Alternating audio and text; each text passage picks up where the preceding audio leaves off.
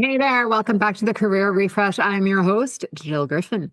This is the place that we talk about career strategy, career reinvention. I'm an executive coach, and over the years, I have helped thousands of individuals get promoted, move up, move out, move over, figure out what's next.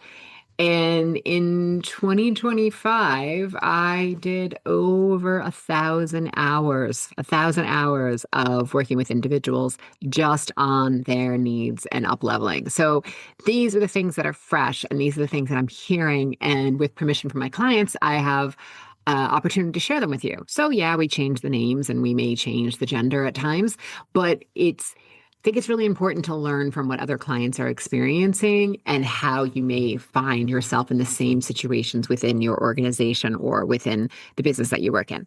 So today we are talking about how you step into leadership, especially when it feels like you're waiting for permission, right? I'm hearing this a lot lately. This is about leaders who may be totally new to leadership, or they're in a role, they're in a company, and suddenly they're promoted to a new level or a new department, and the rules change, or they're rotated into a new team and they're like, well, wait, why aren't I now still included in those executive level meetings? Why am I now only being in, meetings that aren't decision making? How am I going to keep my team informed? How am I going to understand the path forward? That's what we're talking about. And the other thing I would add is if you're a person who doors are normally opened easily, either you're super networked in, you've just gotten lucky, you're a Nepo baby, I don't care what it is, use it, leverage it all. But if doors have always opened easily for you, it is going to feel extra frustrating to understand all of a sudden why you're not included. I've personally had that experience where I've always been on the core team and the team shaping not only the culture internally, the strategy, our thought leadership, and where we're moving forward. And then went to a new organization where I kid you not, they hated me. I'm still very close with a lot of the board and the executive leadership today, and they just scratched their heads. But the two founders could not stand me. I mean, it was so obvious, and it ended fine, and we just decided to part ways. But like sometimes this happens, and that was a real learning for me. Like, wait, what am I doing? I'm just showing up, I'm just doing my thing, and suddenly it's not good enough. So when doors aren't open easily, you have to find the way to navigate this, right? Sometimes leadership is not something that someone's going to roll out the red carpet and invite you to. Sometimes, without sharp elbows, you have to find the way to demonstrate the value you're bringing and why you should include it. This is going from asking to leading. So let's dig in.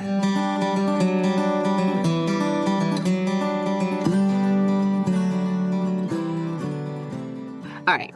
As I said, when you're used to getting included, the dynamic feels great. And then suddenly, when you're not included, the dynamic can feel like you need to reprove your worth.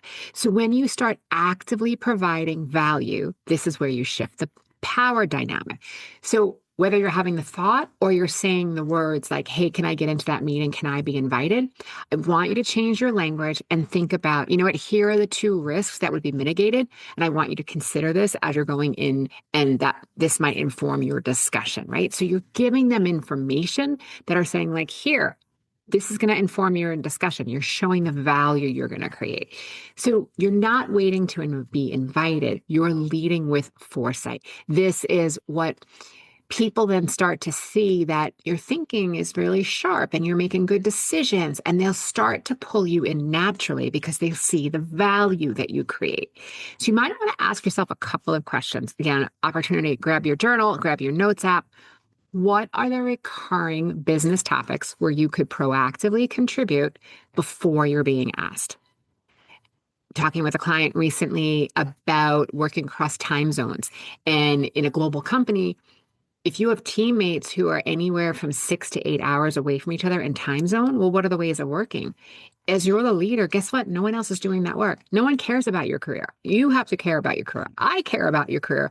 Your parents might care about your career, but no one is going to sit there and carve the path for you. So if you're finding a situation like this client was sharing, that there was another time zone and they were making decisions and basically they were in bed, they're asleep, they're not working yet. So how do you find a way to move forward without telling the other team that they're wrong, but that you're showing the value you're creating? So it requires, this is where I say leadership is a lifestyle choice, because it required them to step up and say to that other colleague in the other time zone, hey, you know what, we should probably find a way to make sure that your team's great work is being showcased. And at the same time that we're bringing in my team's influence or thought leadership into this too, so that we deliver the best thing moving forward. And this might require you to work through a ways of working or a process document, getting clear in dependencies and deliverables, getting clear that, you know what, we can't just weigh in on a slide deck with less than an hour before the meeting. Sometimes you're going to have to do that. But as an ongoing practice, is that what we want to be setting up for ourselves? No. So having that conversation without blame,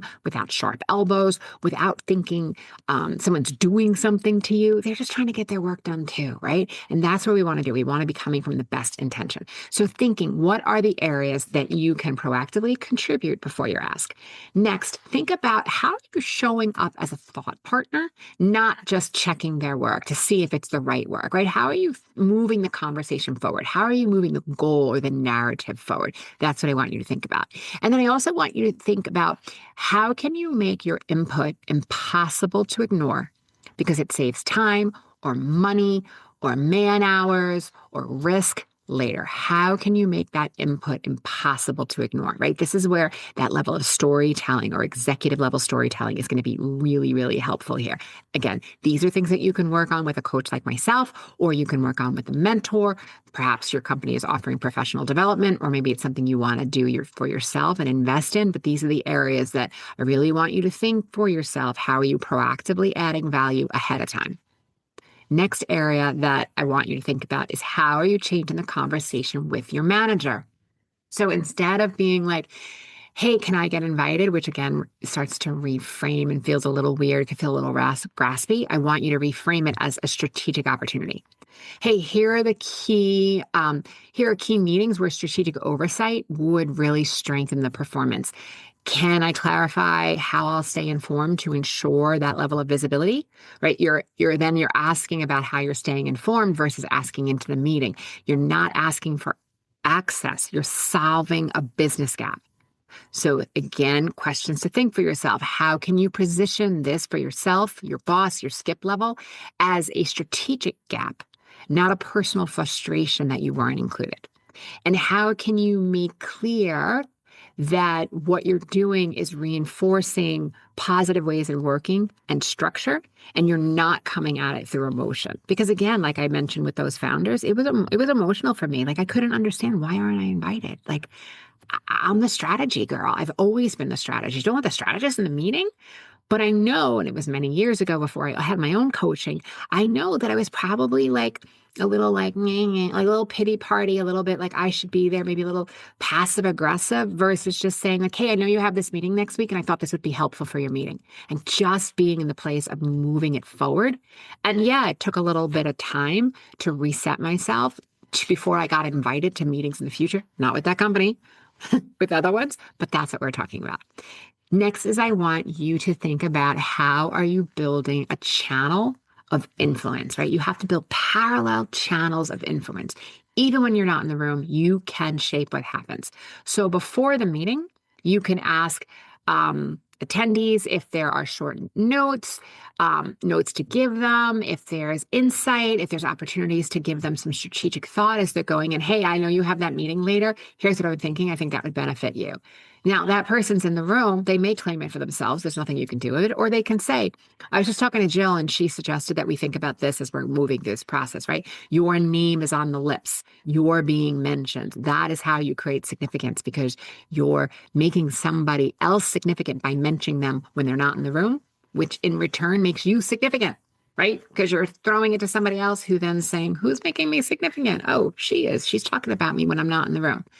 After the meeting, maybe follow up with any sort of synthesis. Are there next steps? This is how you are going to ask, is there anything I need to do? Any key takeaways? How you're leading through influence and relationships, not just access.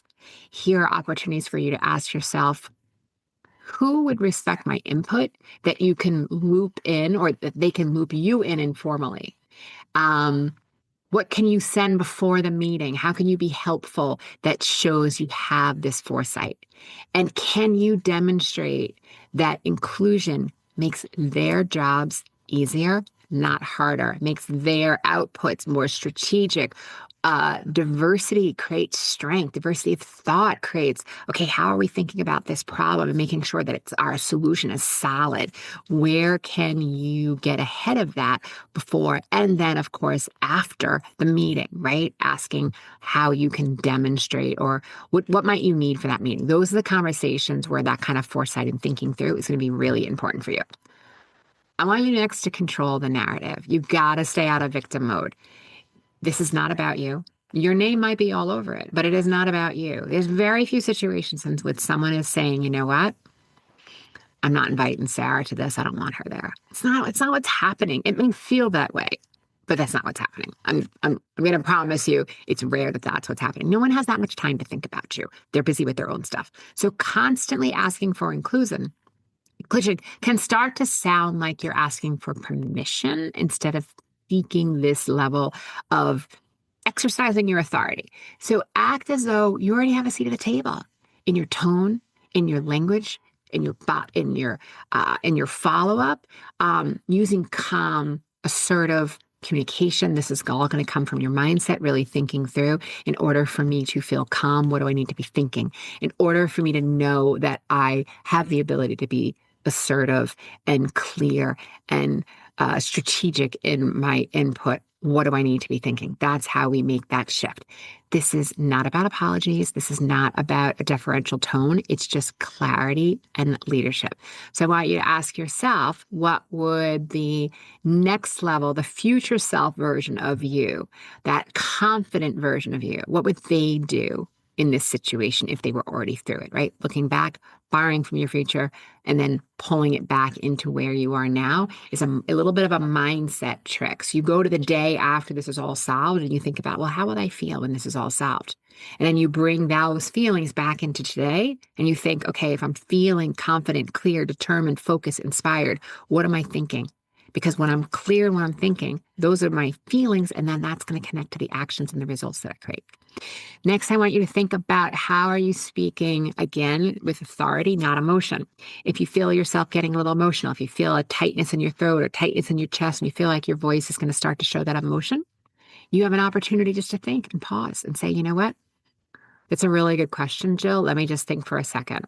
I want to gather my thoughts. Just do that so that you're bringing down the emotion. You're bringing down your, maybe your heart rate. You're bringing down the tension in your throat, the tension in your shoulders that, again, may impact your voice. Thinking through what tone, what pace, what presence do I want to communicate? That is, of course, I belong here. Just because I'm not in that particular meeting doesn't mean I don't belong here. That's what we want you to be thinking about. Then, as a leader in the team, and I believe that leaders are at all levels, where can you institutionalize inclusion, right? This is like long-term relationship building, and long-term leadership means building systems that don't rely on personalities. You want to be treated this way, you also have to demonstrate that you are treating others this way. So creating ways of working, which I mentioned before, process documents, getting the team together to collaborate on how they would work forward. Maybe using a RACI, a responsible, accountable, consultant, informed, clearly defining the various stages, who owns what does business affairs own versus sales versus strategy versus marketing, what do each piece own?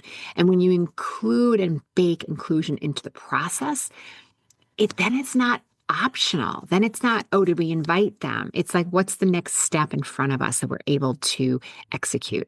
I want you to ask yourself, how can you build inclusion into the structure so it's not optional? What sort of either compliance or strategic process, what's the product-driven process that supports your presence as standard practice? And then what can reinforce expectations, this expectation that we're including people on your behalf? thinking that through.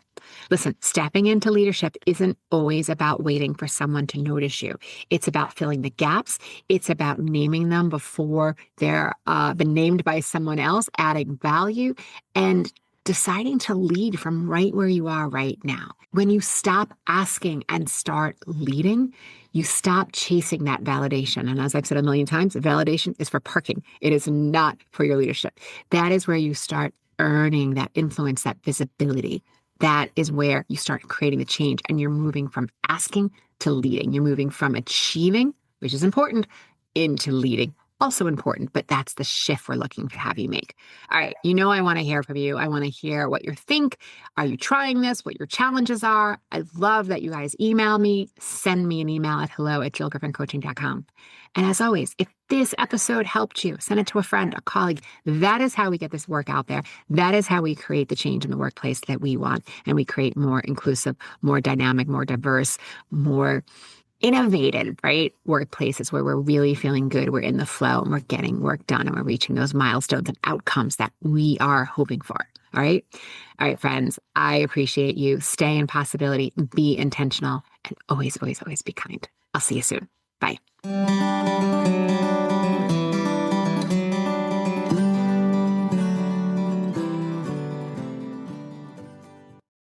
I'm Jill Griffin, your host of the Career Refresh podcast. My mission is to make workplaces more successful for everyone. So if you have ideas for topics or future guests, please email us at hello@jillgriffincoaching.com. Until next time, embrace possibility, be generous, intentional, and kind.